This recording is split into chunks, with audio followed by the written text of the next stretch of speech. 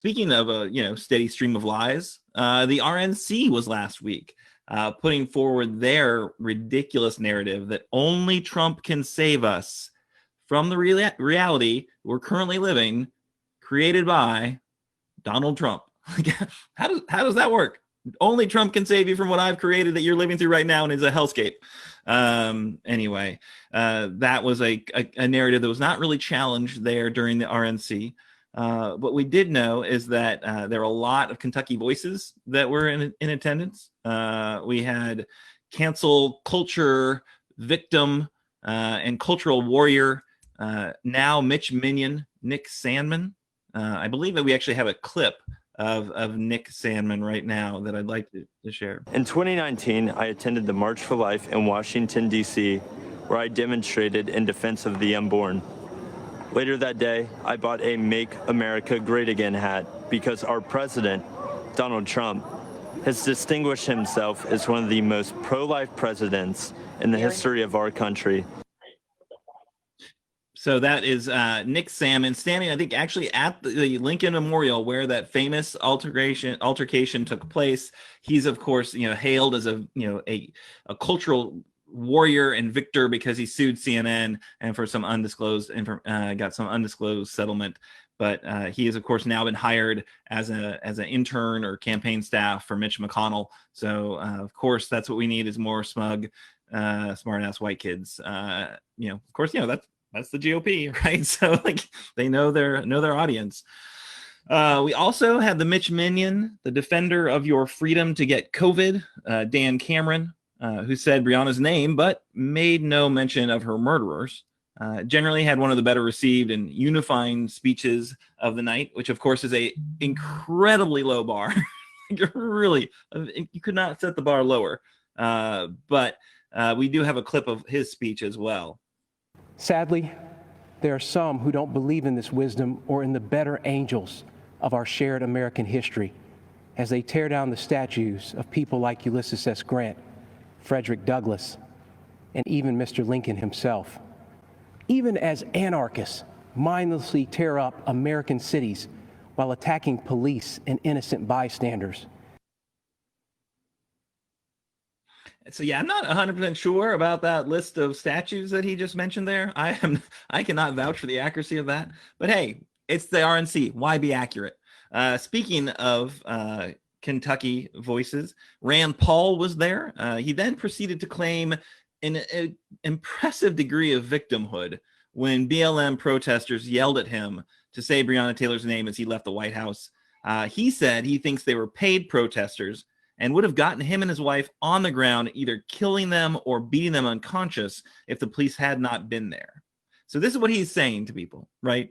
Saying it with a straight face. He said it on Fox News today. After watching that video, all I can say is I am pretty sure Rand Paul has never been to a Metallica concert. I have definitely felt more fear of my life, really at a state fair than the video I saw of the scrum of him leaving the White House. It's very, very ridiculous. The man needs to be far more afraid of his neighbor than of those protesters. But yeah, the big dog did show up.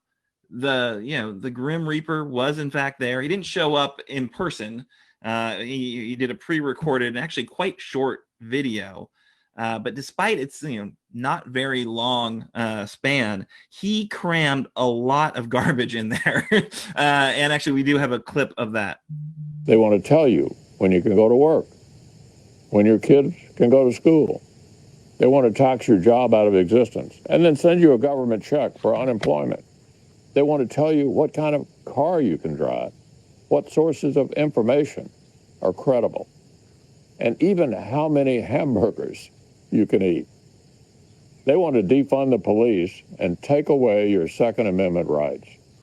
So that is quite a statement.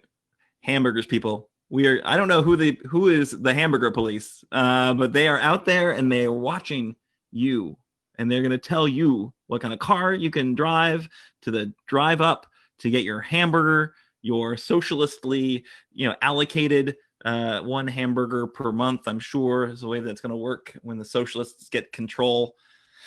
Good God. So, he made a few statements. Obviously, he said that Democrats want to defund the police. He said that they want free health care for illegal immigrants, in addition to the garbage about the hamburgers. Nobody fact-checked him on the hamburgers because I think everyone's just like, what? Wait, what? But that first claim about defunding the police, absolutely misleading. The second one about free health care for illegal immigrants, absolutely false. Well, clearly there is a message about defunding the police, right? And the line of the Democratic Party platform has no reference to it, of course. And, Joe Biden has said explicitly he does not support defunding the police. He has said he does support some reform efforts, certainly. But, that catchphrase is being used, I think, to scare a heck of a lot of, older white suburban Republican voters who, are inherently scared anyway, I think. So this plays into some of their fears. And additionally, some on the left have called for free health care for undocumented immigrants, but Biden has not.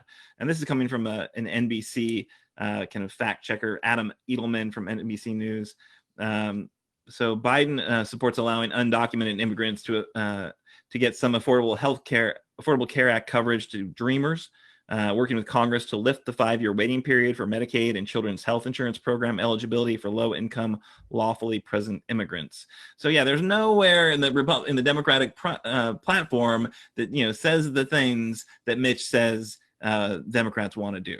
And again, fear and a grievance-based fear of more free stuff. That is what Mitch is pitching, right? He's not right. He's not factual. What's more surprising is that after 36 years, that is all he has to run on.